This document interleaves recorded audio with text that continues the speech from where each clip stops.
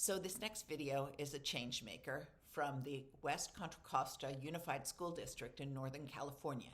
It is Romelda Dang Famorcan, who is a bilingual SLP in Tagalog and English. She's the lead SLP there, and she has worked to move her district to ethical, evidence-based, and culturally and linguistically responsive evaluations. She's going to describe how she does it. She's going to be part of our online course that will be available January 2023 for ASHA CEUs. Hi, I'm Dang Famorcan, lead speech language pathologist for West Contra Costa Unified School District. I've been working in this district for 21 years, and I've been the department chair or lead SLP for 13 years. Let me tell you a little bit about my district. West Contra Costa Unified is a school district in Contra Costa County located on the eastern side of the San Francisco Bay in Northern California. West Contra Costa Unified covers several cities from Kensington to Hercules. We have 34 elementary schools, one of which is a Mandarin immersion program, 5 K-8 schools, 6 middle schools, 7 high schools, and 1 alternative school. We also have 1 charter school. In 2020-2021 school year, the district had 31,027 enrolled students. 28.8% of these students were designated English language learner students, who I will be referring to as ELL students or ELLs. Here's the table that shows the different languages that are spoken in our district. You will see here that we have Punjabi, Tagalog, Portuguese, Arabic, all other languages, and Spanish that are spoken by our ELL students. And you will see too that majority of our students speak Spanish. Now let's take a look at our students' ethnicities. You will find that we have the majority again as 54% are Latino, and we have African American, Asian, white, Filipino, and multiracial. The district is highly diverse, as you can see, and Spanish is the language that's used by most of our ELL students. Now, what's happening in special education? Upon review of our most recent special education data, I found out that there are a total of 4,462 students in special education. 899 of these ELL students have the disability category speech and language disorder or impairment. This information has serious ramifications in our practice. 15 out of our 38 SLPs are bilingual and the rest are monolingual. The majority of our students speak Spanish, but we only have 2 Spanish-speaking SLPs. Our caseloads are becoming more and more diverse, but our department cannot keep up. Consistent with the study of Caesar and Kohler in 2007, our SLPs face tremendous challenges in assessing English language learners. Here are just common concerns that my colleagues have expressed to me. What test do I use to evaluate an EL student who tested beginning on the English language proficiency assessment? Can I use CASEL or SELF-5? If yes, can I use the norms? I don't know how to test this child. I don't speak Spanish. Is there a Spanish-speaking SLP who can do this assessment? Evaluating culturally and linguistically diverse or CLD students has always been a challenge for us SLPs. When I assumed the role of the department chair, or what is now called lead SLP, I was determined to address this problem. The IDEA states that testing and assessment materials and procedures used for the purposes of assessment and placement of individuals with exceptional needs are selected and administered so as not to be racially or culturally discriminatory. The California Ed Code added the word sexually in the law. The California Ed Code also includes the words assessment materials separate from testing. IDEA only talks about evaluation and assessment materials, and it never mentions tests. But each has to be selected and administered so as not to be racially, culturally, or sexually discriminatory. What drives SLPs to lean on standardized tests when assessing CLD students? One is lack of SLPs who are proficient in a language other than English. As you saw in our demographics, our district only has two Spanish speaking SLPs. Number two is lack of training. Some graduate programs did not include multicultural issues. Number three, standardized tests seem to be easy to use and give us numbers, and we SLPs love norms. Norms, however, may lead to incorrect diagnoses. Number four, the California Ed Code has specific criteria for a language disorder, but we do not always have to use percentile ranks. It's worth noting that the law allows for alternative means.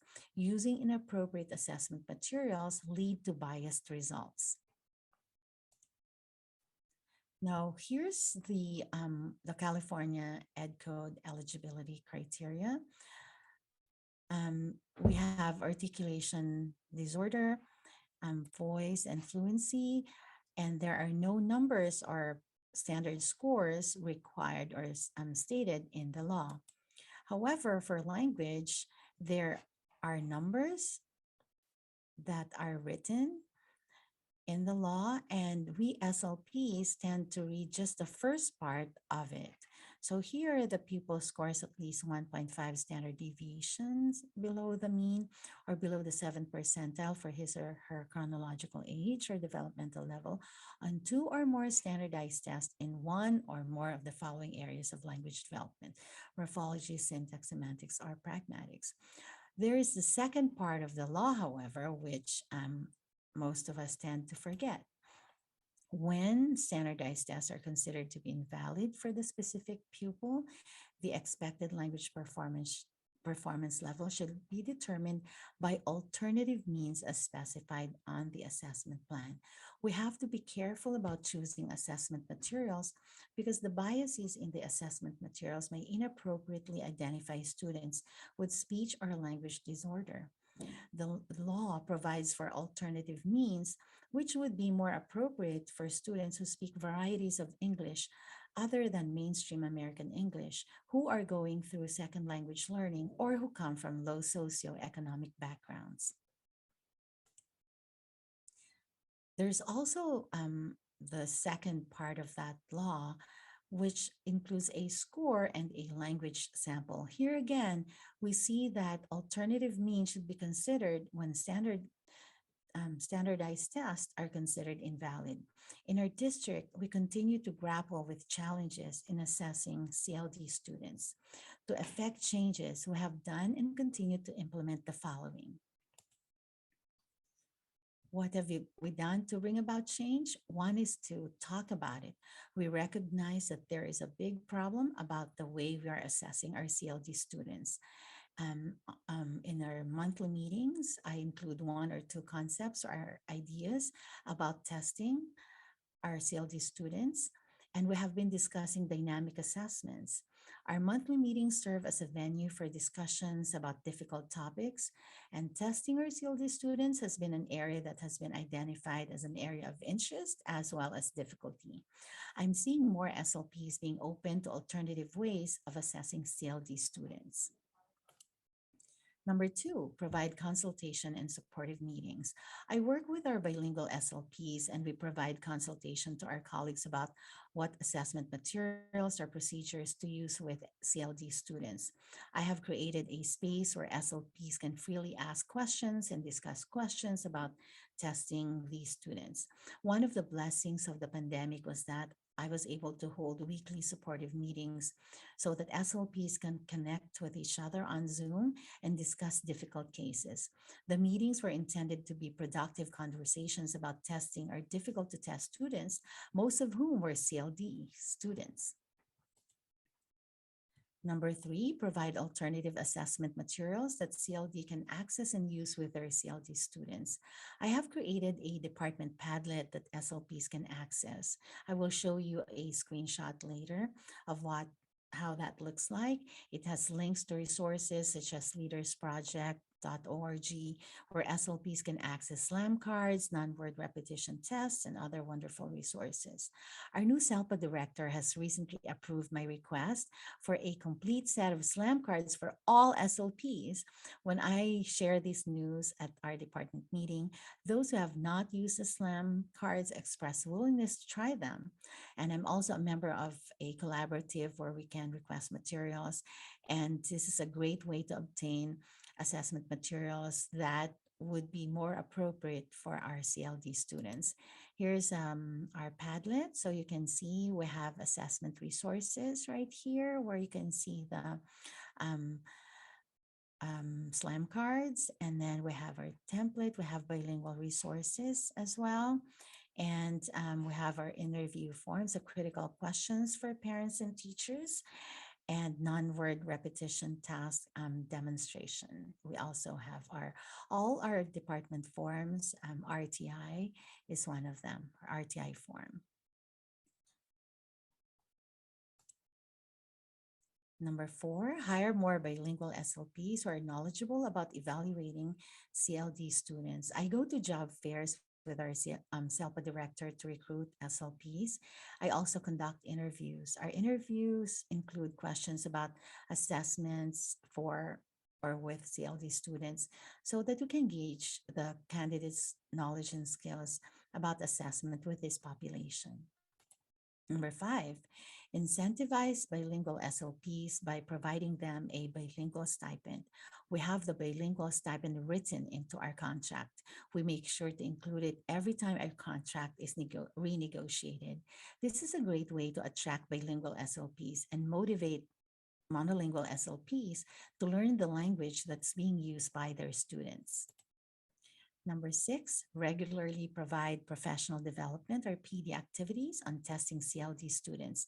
I lead my department in planning our trainings for the school year. We identify our needs and vote on the topics. We get a budget for our trainings from our medical collaborative, and this collaborative makes decisions about how to spend funds that we receive from our billing. One of the accomplishments that I'm very proud of is being our department is a California board accredited PD provider. We are able to host high quality PD activities. We have had the privilege of having Dr. Cate Crowley and Dr. Elizabeth Pena as our speakers, and I will continue to invite leaders in the field to equip us with knowledge and skills in assessing our CLD students. Here's a screenshot of when Dr. Pena spoke to us. Number 7, encourage use of alternative, qualitative, and dynamic assessments. SLPs usually ask my opinions about their assessments, and I serve as their extra pair of eyes. I encourage my colleagues to use dynamic assessments and other alternative means or assessments. I encourage them to not depend on standardized tests, which can yield inaccurate diagnoses. Number 8, direct SLPs to appropriate resources. I direct them to appropriate sites or resources where they can learn more about CLD students. I share with them research articles and trainings that they can attend. And we have some energetic SLPs who take the opportunity to learn more about our CLD populations. I also encourage other SLPs to share good information that they have stumbled upon, and we discuss that during our monthly meetings. Number 9, involve the special ed administrators and program specialists. Administrators and program specialists look for standardized scores or percentile ranks when an evaluation report is being challenged by parents and advocates. I talk to them about dynamic assessments and other appropriate assessment materials that do not yield standardized scores. So far, they have been pretty receptive. We have a lot of work to do in effecting changes in the way we assess our CLD students. We are gaining traction. I'm seeing more and more SLPs use language samples, SLAM cards, non-word repetition tests, and dynamic assessments. I'm seeing positive changes. SLPs are reporting that they're gaining insights on bilingual assessments and putting them to good use. A good number of our SLPs are using the SLAM cards. One SLP stated, I can get a wealth of information from the SLAM cards than when I use a standardized test, which takes a lot of time. I would like to close with a quote from Socrates. The secret of change is to focus all of your energy not on fighting the old, but on building the new. It will probably take us a few more years to fully grasp how to appropriately test CLT students, but I am optimistic that with the small changes that we have been implementing, we will get there. This video and a number of others showing our changemakers will go together to form an online course available at leadersproject.org that will also be offered for ASHA CEUs. It will be free, and you will meet your ethical and culturally responsive requirements.